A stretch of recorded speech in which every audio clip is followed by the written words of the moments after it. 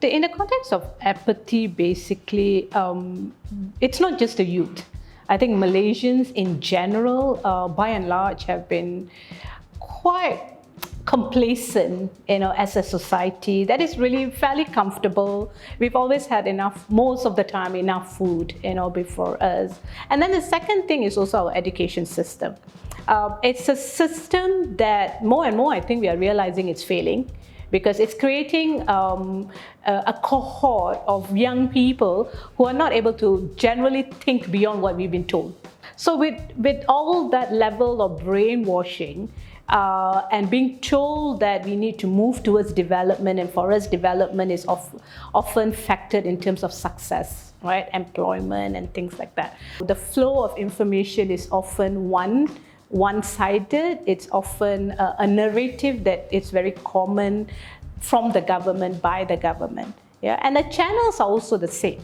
Yeah? So the apathy is there. Unlike many other countries where we are literally struggling to survive, unemployment status is extremely low in some countries. So when you are at the bottom of the barrel, you want to challenge that, you want to come up. But when you're in a place of comfort, it's difficult or it's pointless for you to speak up. Two things happened eventually. We had more people who were getting access to different kinds of information to different platforms, with social media proliferating information, access to different kinds of information was available. We started becoming more aware of what's happening outside of Malaysia. We started, realizing that we can actually speak out. Now, the second thing which has happened just recently with the pandemic, our survival became so important. And we realized that the apathy is changing, because now you have something to fight for, your own survival, right? So there's been a lot of things which has contributed to the apathy, but the apathy is also being challenged, right? But we are also, as Malaysians, often at a risk. When things change, when we become more comfortable, we become more complacent, and we stop questioning and challenging. And I think this is something that we need to ensure is anchored into our education system. We need to think, and to be able to think, we need information. When we have information, we need to be able to understand and analyze the kind of information we have before us. Like, what is it that we want to prioritize and understand beyond the norm for us? Because if the youth don't understand and continue this pattern of not questioning, not challenging, we're just going to continue the way we are. But the fact that we are now seeing the changes is opening up a lot of doors and opportunities to bring about the change. I guess that's where the hope is.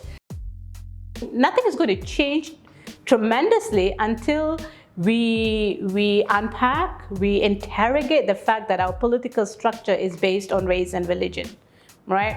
And we need to challenge that. And I guess this is where there is the possibility that the youth will play a larger role, and to link politics beyond, or to take politics beyond race and religion, and take it beyond that narrative, and take it beyond that propaganda.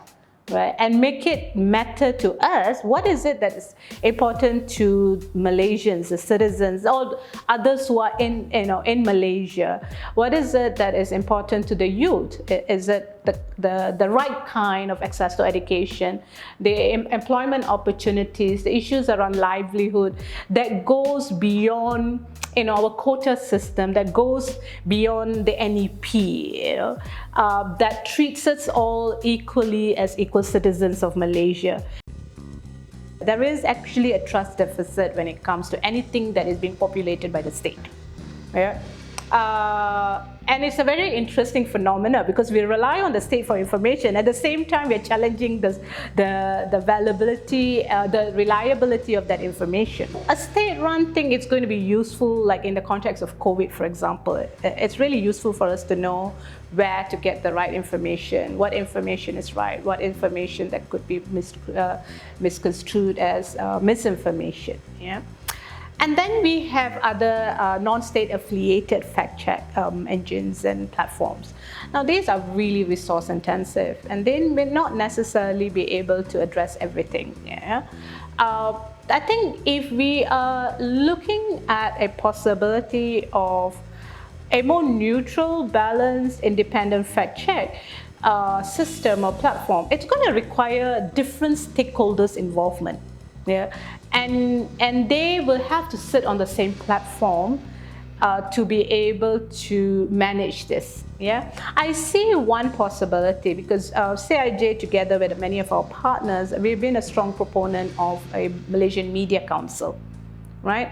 And one specific, and one of the good things about the independent multi-stakeholder media council that we are proposing is that it would have representatives from the different players within the industry. Yeah, it would have media owners, journalists, and others who are invested in the industry, like civil society organizations, academics, and so on. We have another huge challenge when it comes to fact-checking, and this is the role of big tech companies. So it's going to also require engagement, investment from the social media platforms themselves to support this. Now, a lot of us rely on data, information held by the public authorities to influence our decisions. Yeah. So if we don't have access to that relevant data in a timely manner, in a reliable context, yeah, it's going to affect our decisions. And obviously, all this while our decisions already been affected, right? And because of that, we've always find it very difficult to hold the state to account, the government to account, right? And that translates again into a vicious cycle. And people realize that if you don't, without the accurate, reliable data, people are going to attempt to access information through different sources, right? So of course, for the government, it's the fear of misinformation.